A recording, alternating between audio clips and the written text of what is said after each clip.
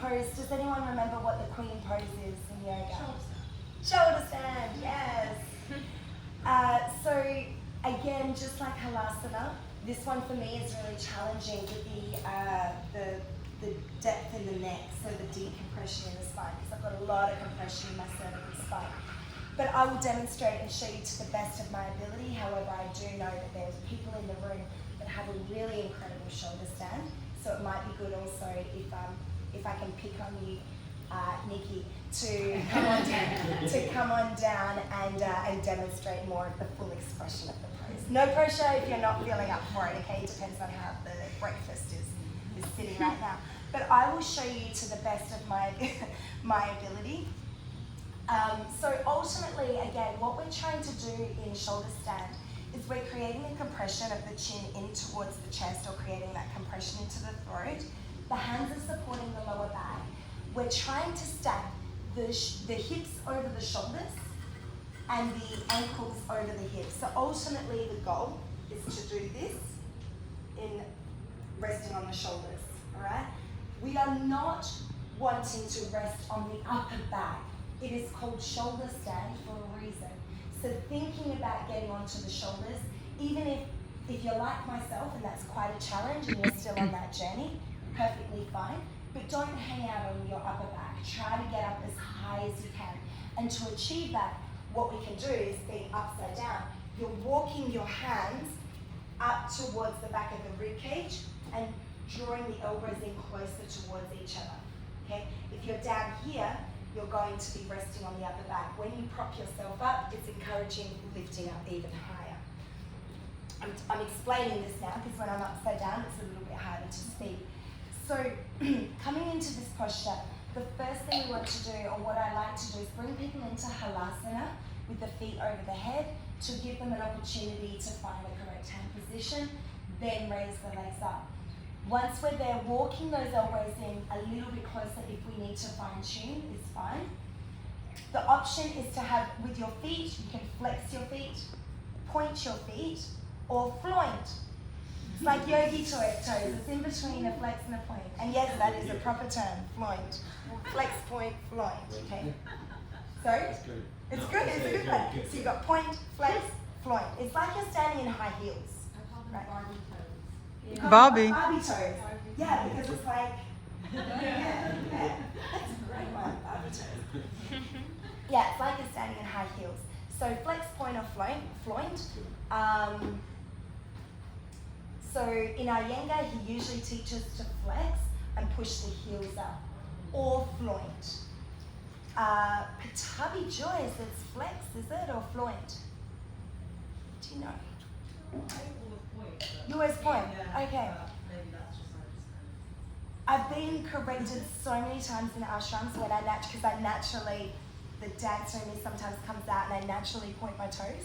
And I've always been told either floint or flex, but I don't mind. Whatever you want to do, sometimes pointing can help you to get a little bit higher. So again, if you have a hair lucky that might be in the way, a hair tie that might be in the way, adjust that. Pressing the palms into the ground, lift the feet up over the head, and from here, walk the elbows in, supporting the lower back. I like to try and take my elbows in as close as I can. I'm not moving my head from side to side, so wiggling here is perfectly safe. I'm just walking those elbows in close, supporting my lower back. From here, raising the legs up towards the sky, and then if you want to, you can again work towards getting as high as you can up onto your shoulders. Pointing, flexing, or floating the feet. Try to keep the legs together. The goal is to get your ankles over the hips. The tendency will be for the feet to drop back like you're in plow pose. So try to get those ankles over the hips, and again, eventually one day, the hips over the shoulders. Holding here up to 10 breaths. You can see there's a compression, you can hear there's a compression in my throat. Okay, so this is releasing into the neck, compressing into the throat, working with the Vishuddha chakra, sending fresh blood to the heart and the brain, reducing the lactic acid buildup in the legs, reversing the effects of gravity. It's an anti-aging pose. So many benefits. To come out of the pose, we lower back down into Halasana. Press the palms into the ground and slowly, gently lower the spine back down to the floor, one vertebra at a time. From here, it's quite nice to take the feet as wide as the mat, bring the knees together, and just take a moment to rest. Does anybody remember what the counter pose was for shoulder stand? Salamba Salangasana. Is it Supta Baddha Konasana? This is a resting pose afterwards to let the benefits integrate, just like this one, because you're not coming into an immediate counter pose.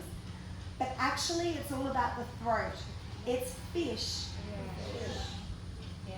Because then we're opening up the throat space.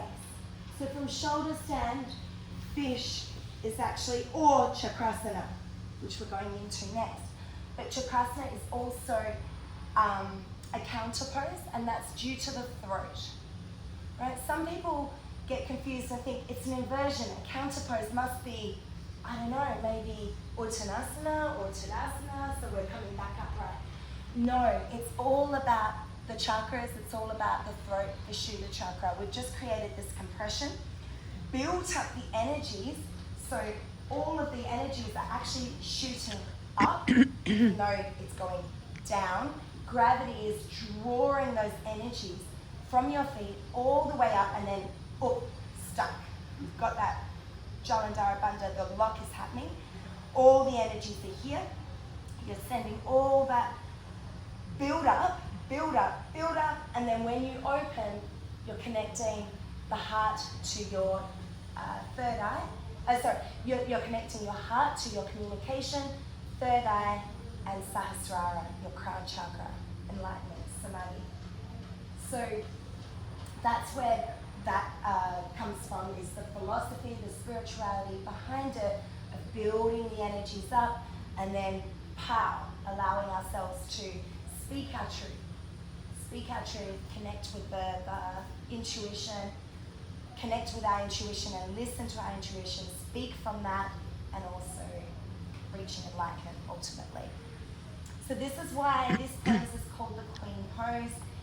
Of course, in this day and age with equality and everything else going on, it seems a bit wrong to reference king and queen.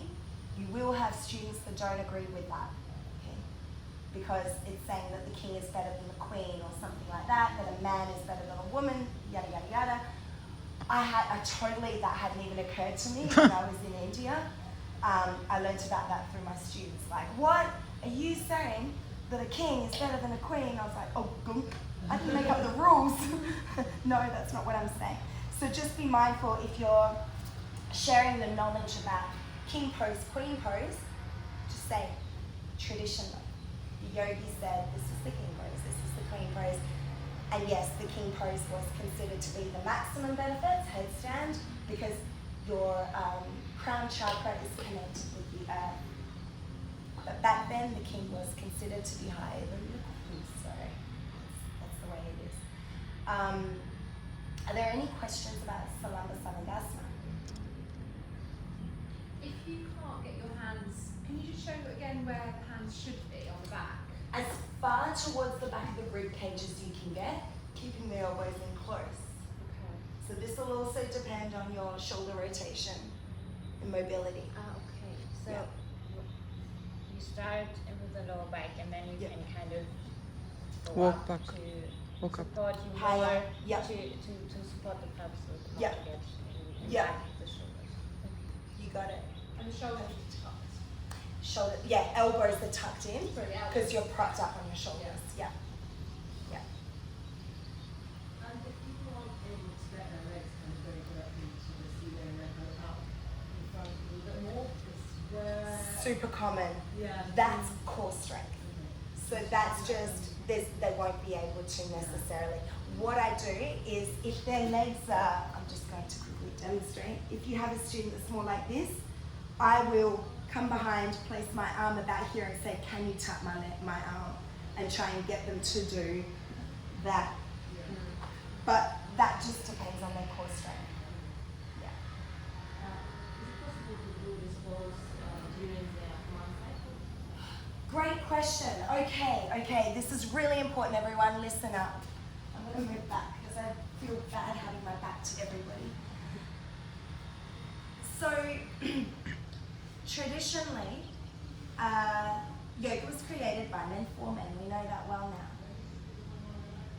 There are poses that are considered to be no-goes during menstruation, during the moon cycle, during a woman's period, and some are due to for physical reasons. Okay, that like a twist could cause cramping and spasm and significant discomfort.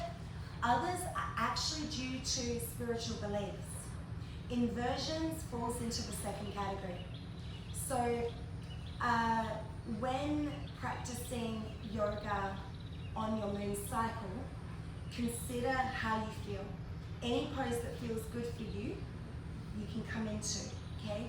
So it's good, I want you to be aware of what to tell your students. For me personally, my practice barely changes at all, actually. Because for me, even a closed twist feels nice. It feels good for me. But everybody's different, and many, that is just way too much on the abdominals. So, or that whole region. When it comes to inverting, the belief is that what is supposed to be let out, released, letting go, is being flipped and sent towards the heart and the brain, but more so towards the heart. And that is a negative, evil, right? They're unfertilized eggs that's sending what shouldn't be towards your heart. Now, from a scientific standpoint, the truth is, inverting is not going to change the flow. Okay, it doesn't work that way. Your body doesn't work that way. If you invert when you've got your period, if a woman inverts, sorry, I shouldn't say you, when a woman inverts when she has her period, the cycle, the menstruation does not head towards, it does not change the flow. It doesn't slow down the flow. It doesn't work that way.